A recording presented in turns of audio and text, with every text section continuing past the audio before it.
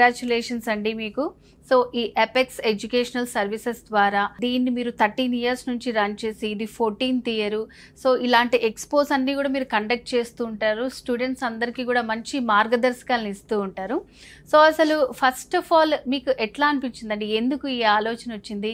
ఎందుకు స్టార్ట్ చేశారు అసలు ఇలాంటిది? అంటే చాలా మంది స్టూడెంట్స్ నేను చూస్తూ ఉన్నానండి. ఈ 13 ఇయర్స్ కంటే ముందు నేను ఈవెంట్స్ చేయకముందు కూడా కెరీర్ కౌన్సిలింగ్ చేశాను. కొన్ని వందల మంది స్టూడెంట్స్కి ఎలాంటి ఇన్ఫర్మేషన్ లేకపోవడం వల్ల వాళ్ళ కెరీర్లో రాంగ్ డెసిషన్ తీసుకుంటున్నారు.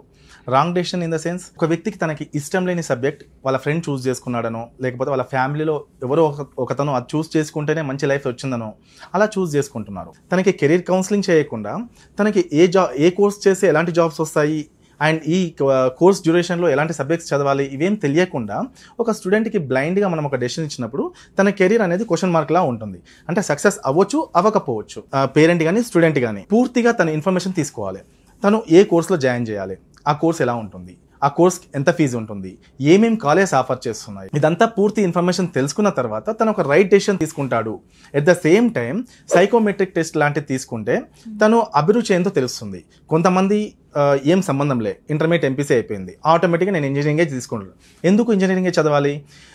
నిజంగా చెప్పాలంటే స్టూడెంట్కి ఏం తెలియదు. వీళ్ళు 8th క్లాస్ 9th క్లాస్లో ఉన్నప్పుడు ఫౌండేషన్ కోర్స్ ఐఐటి అని, ఇంటర్మీడియట్ జాయిన్ అయిన ఇమ్మీడియట్గా ఇంటర్మీడియట్తో పాటు ఎంసెట్ లేకపోతే ఐఐటి మెయిన్స్ అని, అంటే ఒక స్టూడెంట్కి ఇంకా వేరే ఆప్షన్ లేకుండా చేస్తున్నారు 8th క్లాస్ నుంచే.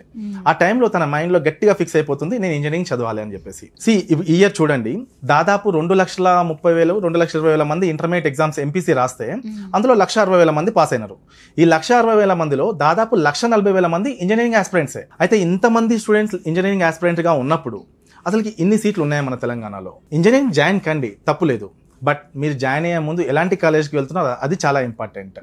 సో ఈ ఈవెంట్ వల్ల ఏం తెలుస్తుందంటే కాలేజ్ని ఎలా చూస్ చేసుకోవాలి, బ్రాంచ్ని ఎలా చూస్ చేసుకోవాలి, ఏ బ్రాంచ్ చేస్తే మనం ఎలాంటి సబ్జెక్ట్స్ చదవాల్సి వస్తుంది, ఈ 4 years ఆఫ్ కోర్స్లో ఈ కోర్స్ చదివిన తర్వాత ఎలాంటి కంపెనీలో మనకు ఉద్యోగ అవకాశాలు వచ్చే అవకాశం ఉంది, అండ్ ఒకవేళ హైయర్ ఎడ్యుకేషన్కి వెళ్ళాలి అంటే ఎలా ఉపయోగపడుతుంది, రీసెర్చ్ సైడ్ వెళ్ళాలంటే ఎలా ఉపయోగపడుతుంది, ఇదంతా మనం ముందే తెలుసుకొని ఉంటే ఆ కోర్స్ మనం చూస్ చేసుకోవడం కరెక్టా కాదా అని స్టూడెంట్కి అర్థమైపోతుంది. చాలామంది ఏమంటారు పేరెంట్స్, మా అబ్బాయికి ఏం తెలుసులేండి, నేను పంపిస్తున్నాను, తను చదువుకుంటాడు. సో ఇక్కడ చదివేది మీరు కాదు, డబ్బులు కట్టేదే మీరు, చదివేది మీ స్టూడెంట్, కెరీర్ మీ స్టూడెంట్ది. సో ఫస్ట్ మీరు ఇంపార్టెన్స్ ఇవ్వాల్సింది స్టూడెంట్ ఇంట్రెస్ట్ ఏందో. అండ్ చాలామంది మా అబ్బాయికి ఏం తెలియదు అందుకే మేము చెప్తున్నాము, ఫస్ట్ మీ అబ్బాయికి తెలిసేలా క్రియేట్ చేయండి, అతనికి ఈ ఇన్ఫర్మేషన్ అంతా ఇవ్వండి. ఆ తర్వాత మీరు మీ డెసిషన్ మీరు చెప్పండి. కానీ స్టూడెంట్కి ఏం చెప్పకుండా బీటెక్ చేస్తేనే జాబ్ వస్తుంది, బీటెక్ చేస్తేనే జాబ్ వస్తుందని మాత్రం తప్పండి.